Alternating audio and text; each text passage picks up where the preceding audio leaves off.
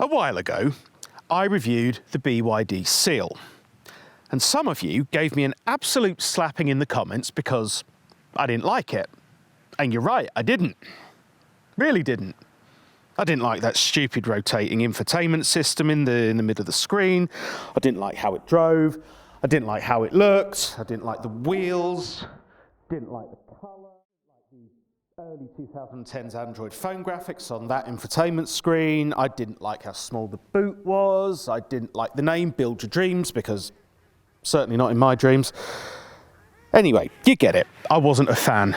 My point is that you got the impression that I didn't like the BYD Seal was because it was from China. Well, that's rubbish. I certainly do like Chinese cars. The Xiaomi SU7 is something I'm really, really looking forward to driving at some point, whether it be here or abroad. NIO and their battery tech is fascinating. And without Geely, the Chinese automotive giant, we wouldn't have the likes of Volvo or Polestar or Lotus. None of these brands would have survived without Chinese investment.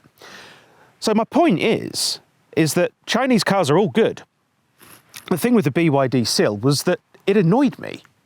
Thankfully though, this behind me, the Leapmotor C10, a family SUV from China, has not annoyed me.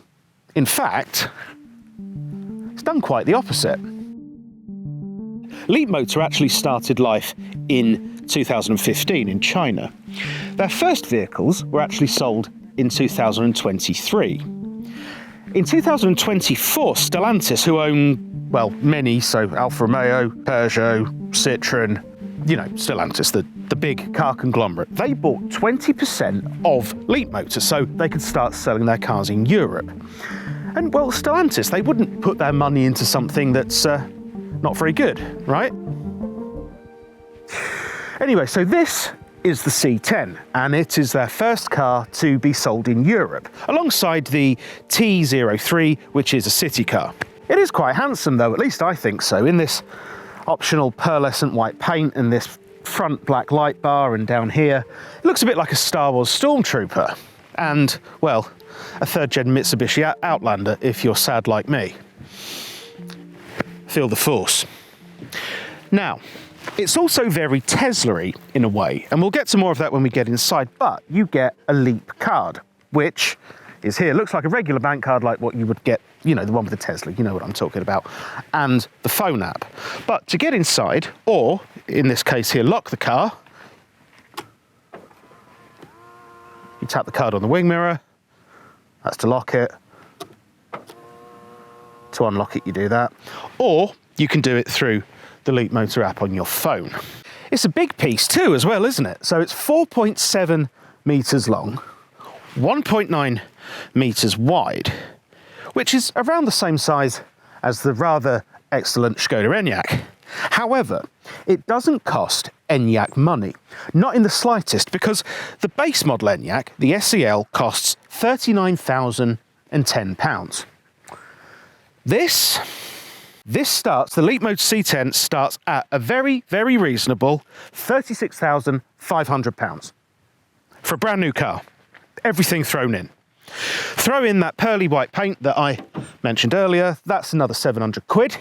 So in total, you are looking at £37,200 for this. What's more, Leapmotor is offering its own in-house 3,750 electric car discount to encourage, you know, what the government brought in earlier this year to encourage people to buy more electric cars. So that's £33,450 for a brand new car in 2025. You know, the year when going outside costs you at least £30. It's mad, isn't it? What's more is Leapmotor's been really, really smart with this because they just offer one trim level. That's it. So they've kept it nice and simple. You can't mess around, so it becomes really expensive. You can't knock it down. One trim level, simple, and you get everything included. So what do you get for your money?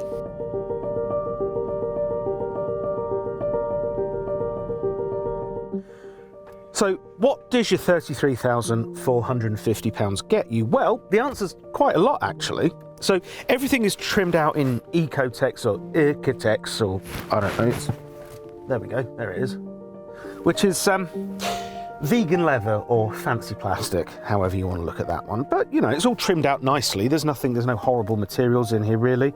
And it's not the most exciting cabin I've been in. I mean, it's 50 Shades of Grey, don't get me wrong, but it's fine. There's nothing obnoxious. So you get, for your money, in terms of standard kit, you get a heat pump, which a lot of similar cars don't. So props to Leapmotor for including that during the winter months. With the heat pump added, you should get more range out of your vehicle as well. What else? You get dual zone climate control. You get heated and ventilated seats for both passenger and the driver. You get USB-Cs down here. Actually, I want to show you this because this, I mean, hang on. So there is a charging pad here, which is, told me, didn't it? So there is a charging pad here for your phone, and that's all well and good. And there's also a USB-C. Genuinely, I'm not hamming this up. It's quite hard to put down here, so you can plug your phone in and you're good to go. And there's a standard Povo spec USB-C there. If your passenger wants to put the USB-C in here,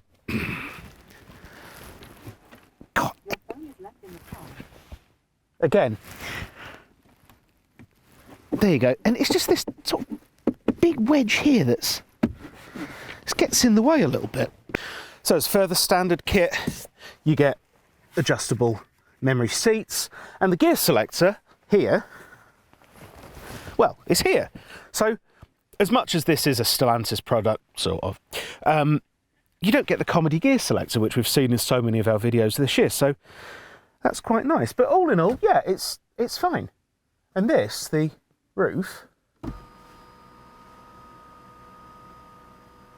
adds a nice sense of airiness when it's open and keeps things nice and closeted inside otherwise. This 14.6-inch touchscreen did concern me, especially after the BYD nightmare, which took a billion presses to turn the ADAS off, which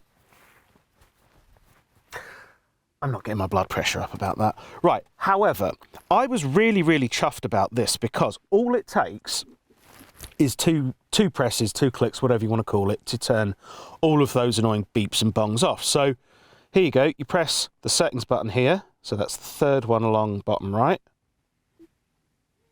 You press ADAS, and then you're in there. 2 clicks, that's all it takes. Take note.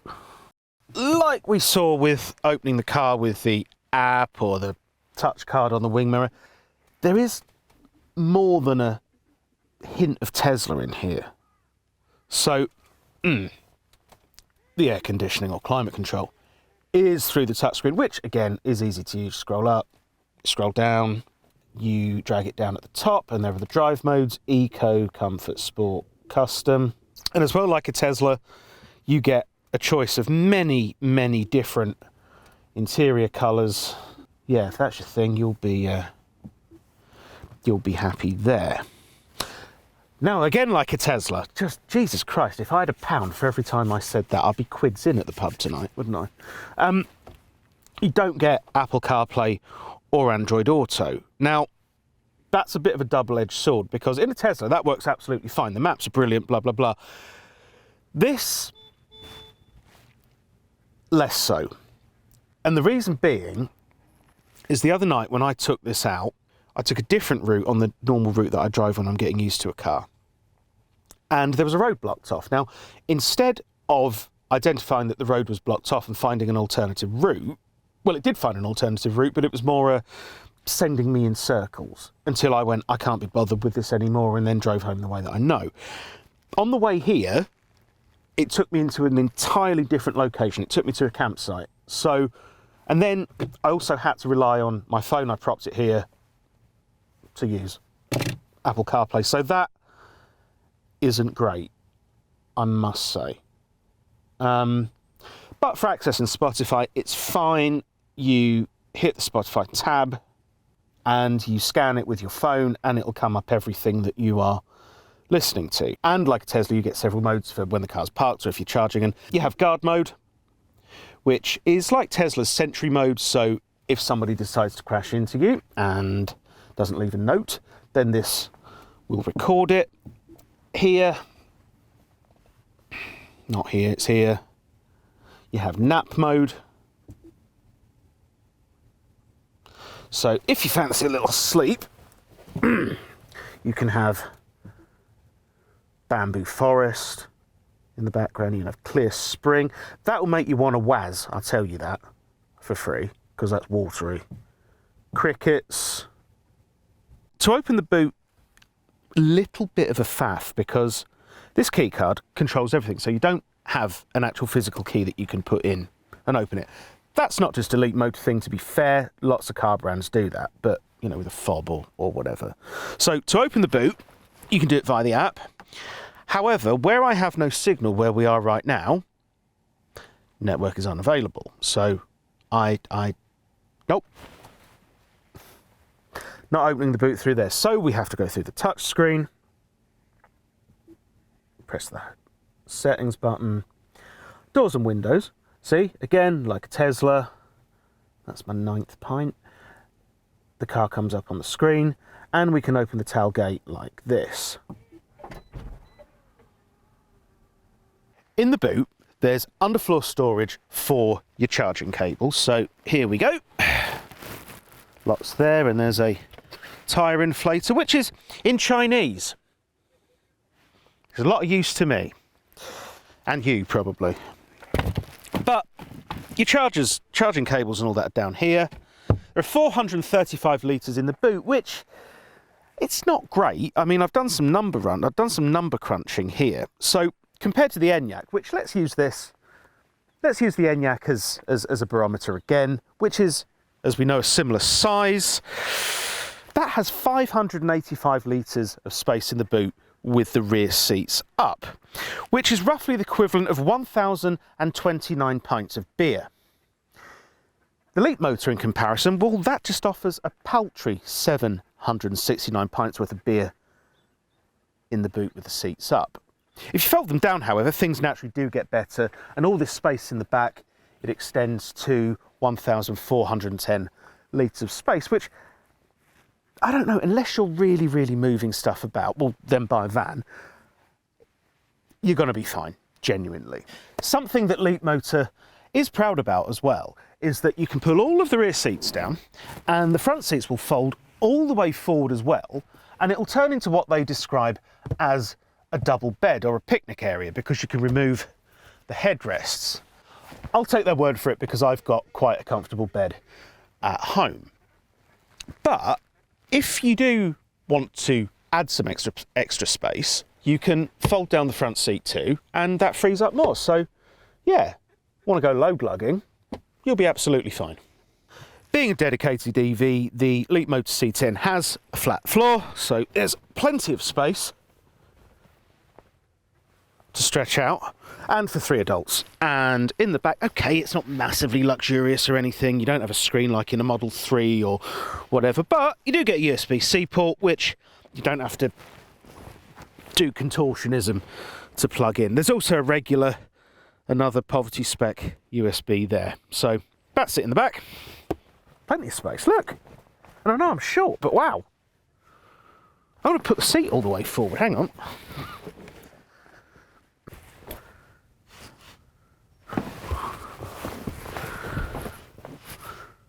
That's quite impressive. That's oodles of space.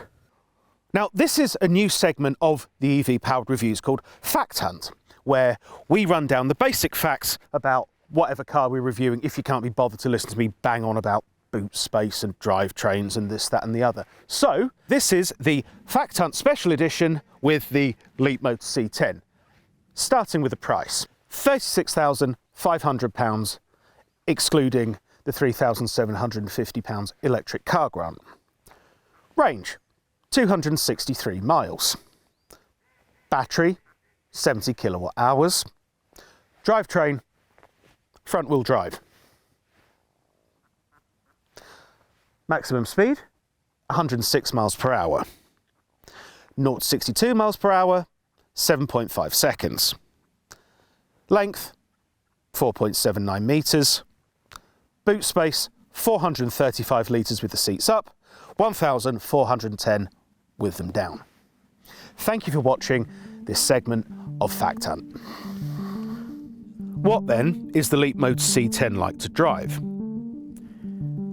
The Leapmotor C10 gets only one choice of powertrain, a 250 brake horsepower electric motor mated to a 70 kilowatt hour battery.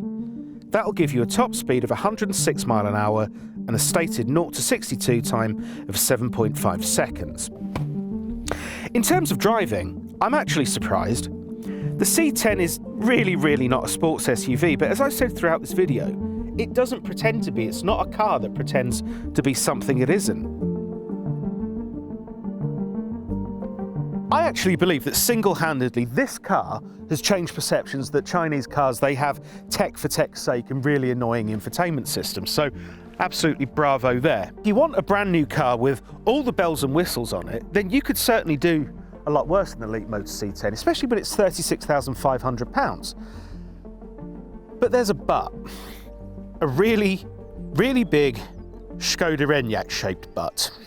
We found a used 2025 Skoda Enyaq 85 edition model with just 5,000 miles on the clock and a real world range of 300 miles and a 34.8k price tag.